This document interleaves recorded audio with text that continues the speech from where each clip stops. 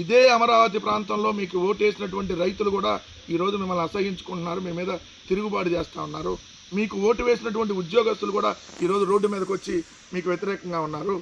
మీకు ఓటు వేసినటువంటి రైతులు కావచ్చు, లేదంటే మీకు ఓటు వేసినటువంటి మహిళలు కావచ్చు, అందరూ మోసపోయారని చెప్పి ఈరోజు రోడ్డు మీదకి వచ్చినటువంటి పరిస్థితి.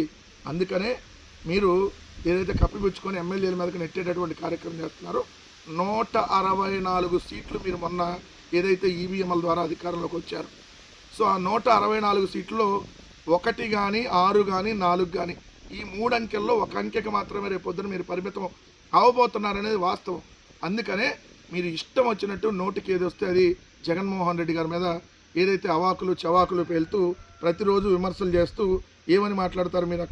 ఎక్కడ నిన్న తెలంగాణలో ఒక ఇన్సిడెంట్ జరిగితే hit run escape Jagan policy, జగన్ది తెలంగాణలో 6గురిని చంపిన సైకోది ఒకటే మనస్తత్వం అంట.